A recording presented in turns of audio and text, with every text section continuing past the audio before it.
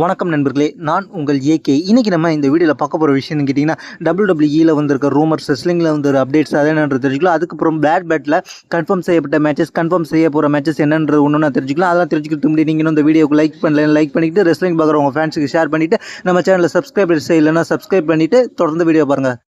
அடுத்த நம்ம பார்க்க போகிற நியூஸ்னு கேட்டிங்கன்னா, கந்தரோட வேர்ல்டு டைட்டிலுக்கு ஆப்போனன்ட் யாருன்றது இப்போ ரிவ்யூவில் இருக்குது. அதை பற்றி நான் தெரிஞ்சுக்கலாம். கந்தர் இன்னைக்கு ராவில் வந்து பிரெட் ஹார்ட்டை வந்து ட்ரோல் பண்ணுவார். ஒன்று எனக்கு பிடிக்காது, எனக்கு பிடிச்ச ரெஸ்லர் யாருன்னா கோல்டுபர்க்னு சொல்லி ட்ரோல் பண்ணுவார். அதுக்கப்புறம் என்ன நடக்கும்னு கேட்டிங்கன்னா, அவர் அவமதியாக பேசுவார்.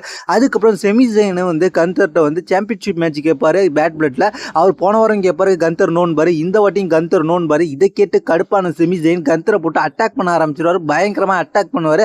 கந்தர் வர்சஸ் செமிசைன்ற மேட்ச் தான் கன்ஃபார்ம் ஆக போகுது. கூடிய WWE அந்த மேட்சை கன்ஃபார்ம் பண்ணிடுவாங்க. அதுக்கான ஸ்டோரி லைன் தான் இப்போ பில்ட் பண்ணிக்கிட்டு இருக்காங்க. பேட் பிளட்ல கந்தர் வர்சஸ் செமிசைன் இவங்க ரெண்டு பேருக்கும் வேர்ல்டு ஹெவி சாம்பியன்ஷிப் மேட்ச் நடக்க போகுது. நம்ம அடுத்ததாக பார்க்க போகிற நியூஸ் கேட்டிங்கன்னா, பேட் பிளட்ல கன்ஃபார்ம் செய்யப்பட்ட மேட்சஸ் என்னென்னு தெரிஞ்சுக்கலாம். முக்கியமான 3 மேட்சஸ் கன்ஃபார்ம் செஞ்சிருக்காங்க. அது என்னன்னு கேட்டிங்கன்னா, CM Punk versus Drew McIntyre hell in cell match. அதுக்கப்புறம் Damian Priest versus Finn Balor இவங்க ரெண்டு பேருக்கும் ஒரு மேட்ச். அதுக்கப்புறம் Liv Morgan versus Rhea Ripley இவங்க ரெண்டு பேருக்கும் world heavy titles match women's.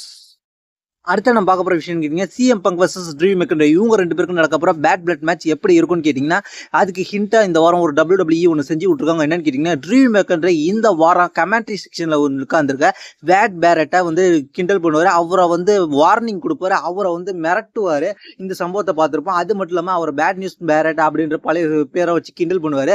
Bad பேரட்டை பார்த்தவங்களுக்கு எல்லாருக்குமே தெரியும், அவர் கமெண்ட்ரி செக்ஷனில் தான் இருக்கிறாருன்றது எல்லாருக்கும் தெரியும். ஆனால் வந்து அவர் ஒரு காலத்தில் வந்து பயங்கரமான ரெஸ்லர்ன்றது யாருக்கும் இப்போ WWE பார்க்குற புதுசாக பார்க்குறவங்களுக்கு யாருக்கும் தெரியாது. அப்படிப்பட்ட வேட் பேரட் இந்த ஹில் அண்ட் செல் மேட்ச்சில் பேட் பிளட்ல ஒரு சம்பவம் செய்ய வாய்ப்பு இருக்குது. ட்ரீம் மேக்கருக்கு எதிராக ஏதாவது பண்ணுறதுக்கு வாய்ப்பு இருக்குது. அதனால இந்த சம்பவம் வேற லெவலாக இருக்க போது பேட் நியூஸ் பேரட் ரிங்க்கு வரதுக்கு ரிட்டர்ன் வரதுக்கு வாய்ப்பு இருக்குது. வேட் பேரட் WWEக்கு வந்ததுக்கப்புறம் கமெண்ட்ரி செக்ஷன்லேருந்து எப்போ ரிங்க்கு வரும்ன்ற நான் எதிர்பார்த்துக்கிட்டு இருக்கேன். அது கூடிய சீக்கிரத்தில் நடக்கிறதுக்கு வாய்ப்பு இருக்கிற மாதிரி இப்போ ஹிண்ட் தெரிகிறது.